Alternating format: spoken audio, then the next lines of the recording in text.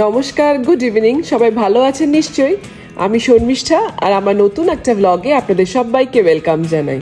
আগের ব্লগটাতে দেখিয়েছিলাম আমরা সবাই মিলে আমার বড় ভাইয়ের বাড়ি খড়গপুরে এসেছি। প্রায় 12টা নাগাদ খড়গপুরে পৌঁছেছি আর এখন লাঞ্চ সেরে আমরা সবাই মিলে ভাইয়ের বিল্ডিং এর ছাদে।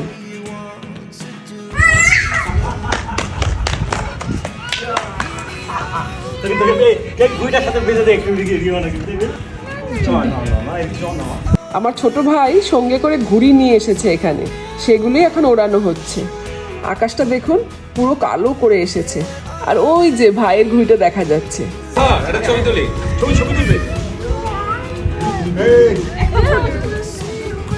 আমার ছোট ভাইটা ছোট থেকে খুব ঘুড়ি ওড়াতে ভালোবাসে।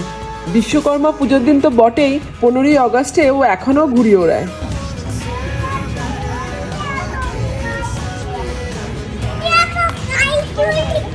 হ্যাঁ, দেখছি। ছোটবেলায় এই ঘুড়ি নিয়ে বাড়িতে কত কর্মকাণ্ডই না হতো। দুই ভাই মিলে ঘুড়ির সুতোতে মাঞ্জা দিত, সেটাকে আবার বাড়িতে তৈরি করতো কাঁচের গুঁড়ো আর কি সব দিয়ে। সুতোতে মাঞ্জা লাগিয়ে আবার সেটাকে শোকানো হতো। বাবাও হাত লাগাতেন মাঝে মধ্যে। এখন তো রেডিমেড মাঞ্জা দেওয়া সুতোই পাওয়া যায়। কত হাত কেটেছে দু ভাইয়ের এই মাঞ্জা দিতে গিয়ে।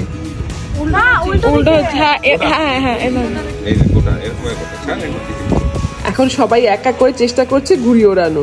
ভাই এখন রাহি আর আরাফকে ঘুড়ি ওড়ানো শেখাচ্ছে।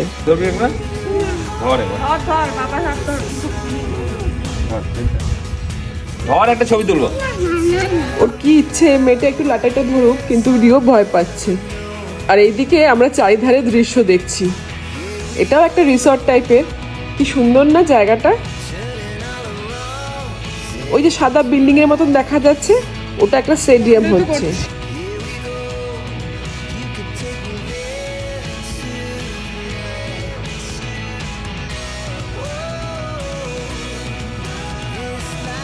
এবার প্রিয় চেষ্টা করছে ঘুড়ি ওড়াতে।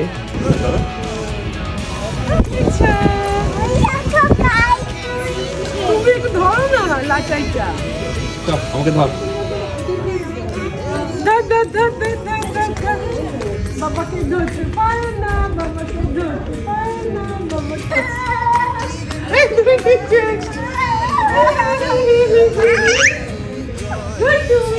এটা আমার ভাই, মামা, এটা আমার ভাই। আচ্ছা, বাবা সারা কি? মামা, মামা, আমি বলছি মামা, এটা শুনো। মামা, কে সারা মামা? কে সারা মামা?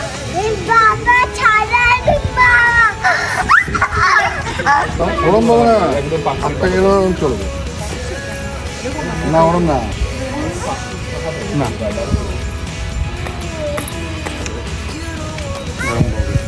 আরো ইয়েতে চলবে, আরো ফাস্ট। ধরো ধরো ধরো ধরো, নাটাই ধরবি? ধর ধর ধর। আয় বাবার সাথে ধর। আয় আয়। এটা কে ওড়াচ্ছে? রিও। দেখ ঘুড়িটা লাটকাচ্ছে ওপরে। ঘুড়ি দেখ, ঘুড়ি। অনেকক্ষণ ঘুড়ি উড়িয়ে সবাই ক্লান্ত হয়ে পড়েছে। এবার সব বসে পড়েছে। Look look look look.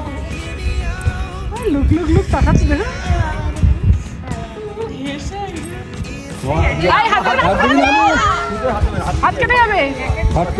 কিন্তু আর বেশিক্ষণ ছাদে থাকা গেল না, বৃষ্টি শুরু হয়ে গেল।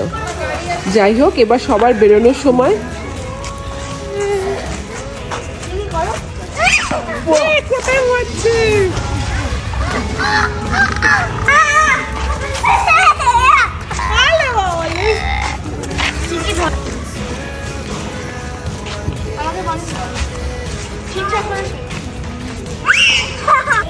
এবার সব ভাইরা বেরোচ্ছে। আজকে আমরা থাকবো এখানে, ওদের একটু সি অফ করতে এসেছি।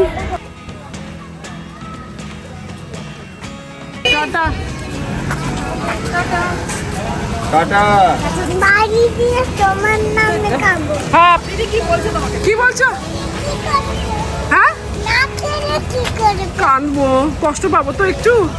বাড়ি গিয়ে আমার নামে খেও কিন্তু। হ্যাঁ, রিও ডিনারের সময় সবার নামে নামে এক একটা চামচ খাবার খায় তো, সেটাই বলছে। প্রতিদিন জিজ্ঞেস করে, তোমার নামে না খেলে তুমি কি কাঁদবে? টাটা, সাবধানে, দুগ্গা দুগ্গা। ওরা এবার বেরিয়ে গেল। পৌঁছাতে পৌঁছাতে রাত 10টা তো বাজবেই, একটু দেরি হয়ে গেল ওদের বেরোতে। আগেও খড়গপুরে এসেছি, কিন্তু তখন ভাই টাটা বিয়ারিংসের মানে ভাইয়ের অফিসের কোয়ার্টার্সে ছিল। গত বছর ফ্ল্যাট কিনে এখানে শিফট করেছে। আমরা এই প্রথম ওর ফ্ল্যাটে এলাম। এখানে ওদের রাধাকৃষ্ণের মন্দিরও আছে, সন্ধ্যেবেলা রোজ পুজো হয় এখানে। এবার ভাই আমাদের নিয়ে একটু বেরিয়েছে। মেয়ে আর বেরোলো না, ও মামি আর বোনের সাথে বাড়িতেই আড্ডা মারছে। আমি আর আমার হাজবেন্ড ভাইয়ের সাথে বেরিয়েছি একটু খড়গপুর দেখতে। একবার জাস্ট একটা রাউন্ড মেরে নেব, আর রাতে কি খাবো সেটা বাইরে থেকে নিয়ে নেব। এখন আর অন্ধকারে গাড়ি থেকে বেশি নামবো না। গাড়ি থেকে নামবো না ভেবেছিলাম, কিন্তু ভাই এখন আমাদের খড়গপুরের বিখ্যাত জগন্নাথ মন্দিরে নিয়ে এসেছে। জুতো গাড়িতে রেখে আমরা এখন খালি পায়ে হাঁটছি মন্দিরের দিকে। ওই সামনে আমার হাজবেন্ড আর ভাই যাচ্ছে। এখানে মেন মন্দিরে ওঠার আগে দুধারে দুটো ছোট মন্দিরও আছে। এত সুন্দর পরিবেশ, সকালে আসলে বেশ ভালো হতো। মন্দিরের গায়ে এত কারুকার্য ভালো করে দেখতে পেতাম। সামনে গিয়ে ছবি তোলা মনে হয় যাবে না, ফটোগ্রাফি নট অ্যালাউ তো লেখাই আছে এই মেন মন্দিরের সামনে। তাই ফোনটা বন্ধ করে যাই, এবার ভেতরে ঢুকি, একটু ভগবানের দর্শন করে আসি। বারবার তো এই সুযোগ হয় না। জগন্নাথ মন্দির থেকে বেরিয়ে পড়েছি। কি ভালোই না লাগলো, অনেকদিন পর কোনো মন্দিরে ঢুকলাম। পুরো মন্দিরটা প্রদক্ষিণ করলাম, ভগবানের দর্শন করলাম, মনটাই ভালো হয়ে গেল যেন। ঘুরে ঘুরে আসি, তারা নেই যাবো? না না, তারা নেই। ধোসার অর্ডারটা দিয়ে দিবি নাকি? ও অর্ডার দিতাম, ঠিক আছে দেখা যাবে। তোর ওই না বলে অন্য কিছু খাই। ফার্নিচার দোকান, মোবিল টোবিল কোথায় সেসব? ওই ক্রস করে গেলাম, মোবিল এখন বন্ধ হয়ে যাবে। এখন 8:30 বাজে, আমরা এখন বেরিয়েছি খড়গপুর দেখতে। খড়গপুরের রাস্তায় রাস্তায় ঘুরে বেড়াচ্ছি। আমরা এখন এখানকার রেলওয়ে স্টেশনের পাশ দিয়ে যাচ্ছি। ট্রেনে করেও আগে এসেছি খড়গপুরে। এবার আমরা একটু ফুচকা খেয়ে নিলাম। এখানে ফুচকার ভেতরে ঘুগনি দেয়। দুবাইতেও পাওয়া যায় এমন ফুচকা, রাগড়া পানিপুরি বলে। ওই ঘুগনিটাকেই রাগড়া বলে। তবে কলকাতার ফুচকার মতন স্বাদ মনে কোথাও পাওয়া যাবে না। দুবাইতেও খাই আমরা, কিন্তু কলকাতার ফুচকার স্বাদই আলাদা। এখন আমরা এখানকার গোল বাজারের মধ্যে দিয়ে যাচ্ছি। এটাই হচ্ছে খড়গপুরের মেন মার্কেট। বেশ ভালো জিনিসপত্র পাওয়া যায় এখানে। তবে এখন অনেক দোকানই বন্ধ হয়ে গেছে, বেশ রাত হয়ে গেছে তো। ভাই এমনি এ রাস্তা ও রাস্তা দিয়ে নিয়ে যাচ্ছে, জাস্ট একবার খড়গপুরটা দেখাচ্ছে। এবার ভাই নিয়ে এলো এখানকার বালাজি মন্দিরের সামনে। এই মন্দিরের সামনে একটা বিশাল বড় ভগবান বিষ্ণুর মূর্তি আছে।